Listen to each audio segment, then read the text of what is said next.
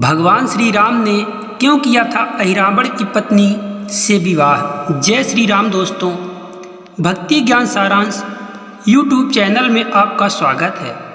दोस्तों, यह कथा आनंद रामायण से ली गई है। दोस्तों, यह बात उस समय की है जब रावण के सारे सैनिक मारे जा चुके थे और उसका महापराक्रमी पुत्र मेघनाद का भी वध हो चुका था। तब रावण ने अपने भाई अहिरावण और महिरावण से सहायता मांगी, जो पाताल लोक में रहते थे। रावण का संदेश पाते ही अहिरावण तुरंत आ जाता है और आते ही उसने एक योजना बनाई कि मैं राम के पास सीधे तो जा नहीं सकता। इसीलिए जब सब सो गए तो अहिरावण ने विभीषण का रूप बनाया और हनुमान जी से पूछकर जहाँ राम और लक्ष्मण सो रहे थे वहाँ पर जाता है और राम लक्ष्मण को वह सोते हुए ही पाताल लोक उठा लाता है। जब सुबह हुई और श्री राम तथा लक्ष्मण अपने विश्राम गृह से नहीं निकले तो हनुमान जी को चिंता हुई। तब हनुमान जी ने कहा कि विभीषण जी आखिरी बार प्रभु राम से मिलने आए थे, तो भगवान राम उन्हीं के साथ गए होंगे। इतने में विभीषण वहाँ पर आ जाते हैं और कहते हैं कि मैं तो अपने विश्राम गृह में आराम कर रहा था। अवश्य ही मेरा भाई अहिरावण प्रभु को उठाकर ले गया होगा, क्योंकि वह रूप बदलने में बहुत ही माहिर है। तब हनुमान जी अहिरावण की खोज में पाताल लोक पहुँचते हैं, जहाँ माता निकुंभला का मंदिर था। वहाँ पर एक गर्भवती गिद्धनी अपने पति से कह रही थी कि हे स्वामी, आज मुझे नर मांस खाने की इच्छा हो रही है। तो उसके गिद्धपति ने कहा कि जो राक्षस आज राम और लक्ष्मण को यहाँ पाताल लोक ले आए हैं, उनकी आज देवी के समक्ष बलि चढ़ेगी। उसके बाद मैं तुम्हें मनुष्य का मांस लाकर दूंगा। हनुमान जी उनकी बातों को सुनकर जैसे ही आगे की ओर बढ़ते हैं तो उन्हें मुख्य द्वार पर मकरध्वज पहरा करते हुए मिलते हैं, जिनके बीच भारी युद्ध होता है।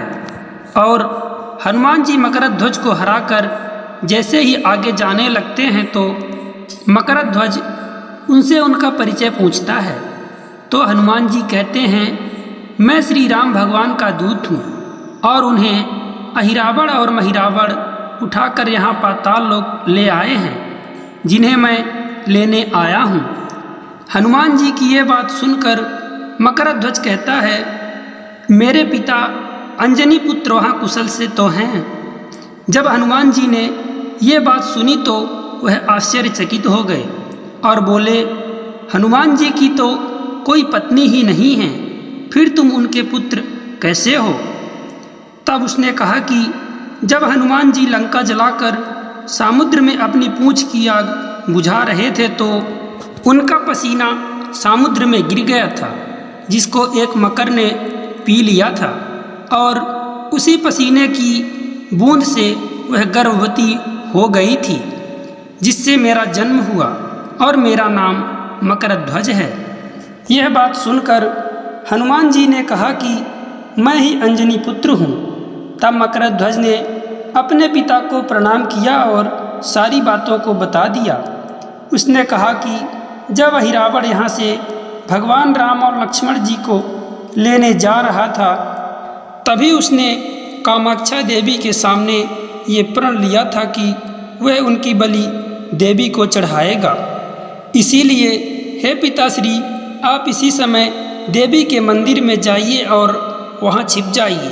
तब हनुमान जी अति लघु रूप धरकर देवी की मूर्ति के पीछे छिप जाते हैं। जब राम और लक्ष्मण की बलि देने के लिए अहिरावण ने देवी की पूजा करने आया तो हनुमान जी ने देवी की आवाज़ में मूर्ति के पीछे से कहा कि हे वत्स, तुम आज गवाक्ष के पीछे से ही मेरी पूजा करना और इन मनुष्यों को फूल माला से सजाकर इन्हें पट खोल कर धीरे से अंदर कर देना, क्योंकि जो भी मुझे आज देख लेगा तो वह अवश्य ही अंधा हो जाएगा। यह बात सुनकर दोनों असुरों ने सोचा कि आज देवी बहुत खुश है। फिर उन दोनों ने देवी के कहे अनुसार पूजा प्रारंभ कर दिया और प्रसाद में कई तरह के पकवान देवी को गवाक्ष से ही चढ़ा दिए और प्रसाद में कई तरह के पकवान देवी को गवाक्ष से चढ़ा दिए।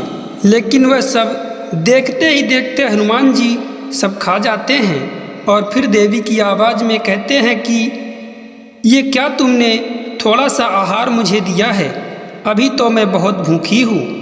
तब देवी की ये बात सुनकर दोनों राक्षसों को बहुत आश्चर्य हुआ।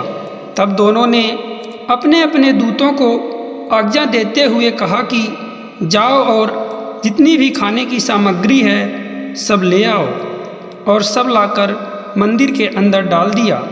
लेकिन हनुमान जी पल भर में ही सब खा गए। अब राजमहल में जितनी भी खाने की वस्तु थी सब वह मंदिर के अंदर डाल दिए। अब राजघर में कुछ खाने के लिए नहीं रह गया। तब उन असुरों ने राम और लक्ष्मण को फूल माला से सुशोभित करके देवी को समर्पित कर दिया।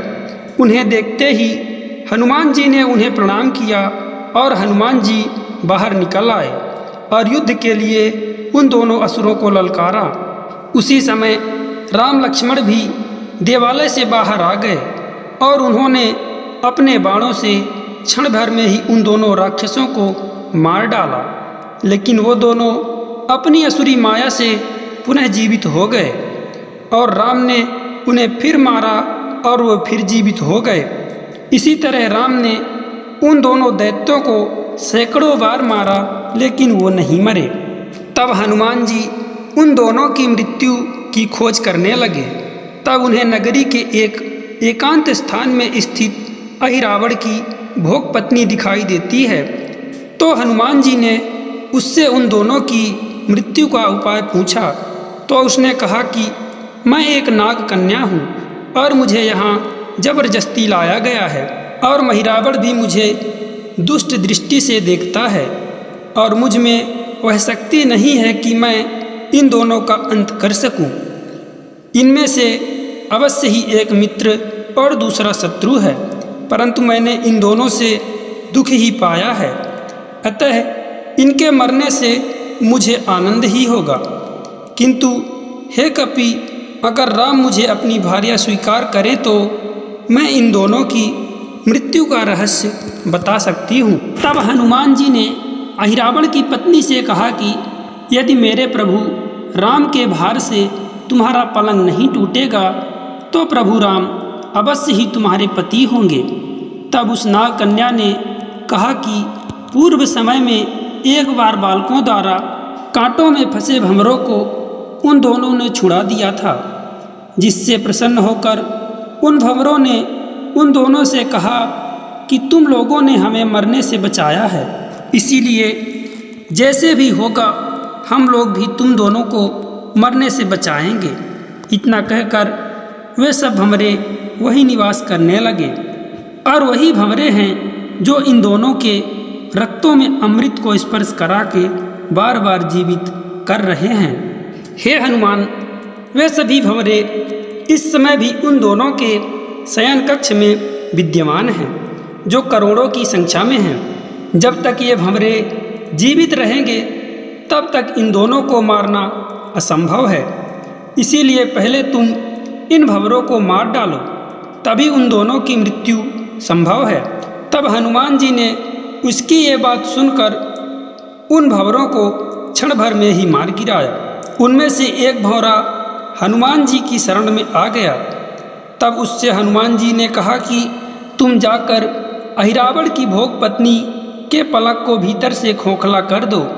और उस भंवरे ने वैसा ही किया और फिर हनुमान जी ने पंचमुखी रूप धारण किया और वहाँ पर जल रहे पांचों दीपक को एक साथ बुझाकर अहिरावण का अंत किया, जिससे राम और लक्ष्मण मुक्त हो गए। और फिर राम जी ने वहीं पर मकरध्वज का अभिषेक किया और पाताल लोक का राजा बना दिया और वहाँ से प्रस्थान करने लगे। तो हनुमान जी ने उनसे प्रार्थना की कि हे प्रभु, आप नाग कन्या के गृह में जाकर उनके चित्र विचित्र शोभा का निरीक्षण करें और उस सुमुखी कन्या का हाथ पकड़कर कुछ हंसकर उसके पलंग पर बैठकर अपने भार से उसके पलंग को तोड़ आएं। भगवान राम हनुमान की ये बात सुनकर सब समझ गए थे और भगवान राम ने वैसा ही किया। वे जैसे ही पलंग पर बैठे तो वह पलंग भंवरे द्वारा खोखला कर दिया गया था, जिससे वह टूट गया। तब उस नाग कन्या ने प्रभु राम से प्रार्थना की हे प्रभु, आप मुझे अपनी पत्नी के रूप में स्वीकार कीजिए। तो राम जी ने कहा कि तुम अब इस शरीर का त्याग कर दो, मैं तुम्हें इस अवतार में पत्नी के रूप में स्वीकार नहीं कर सकता हूँ। मैं तुम्हें द्वापर युग में अपनी पत्नी के रूप में स्वीकार करूँगा। इतना सुनकर वह नाग कन्या वहीं पर अपने आप को अग्निदेव को समर्पित कर देती है और राम लक्ष्मण को लेकर हनुमान जी रामादल में आते हैं, जिन्हें देखकर सभी बहुत प्रसन्न हो जाते हैं और उनकी जय जयकार करने लगते हैं। और वही कन्या दूसरे जन्म में एक ब्राह्मण के घर जन्म लेती है, जो कुंवारी के नाम से प्रसिद्ध होती है, जिसे हम कन्याकुमारी के नाम से भी जानते हैं, और आजीवन तपस्या करके अपने प्राण त्याग देती है। और द्वापर युग में वही कन्या जामवंती के रूप में जन्म लेती है, जिससे श्री कृष्ण अवतार में राम जी ने अपनी पत्नी के रूप में स्वीकार किया। इस तरह भगवान राम ने अपने वचन का मान रखते हुए अहिरावण की पत्नी से, अर्थात जो इस जन्म में जामवंती के रूप में जन्म लिया, उससे विवाह किए। दोस्तों, ये कहानी आपको कैसी लगी हमें कमेंट करके ज़रूर बताएं, और यदि चैनल में पहली बार आए हैं तो चैनल को सब्सक्राइब जरूर कर लें। जय श्री सीताराम दोस्तों, जय राधे श्याम।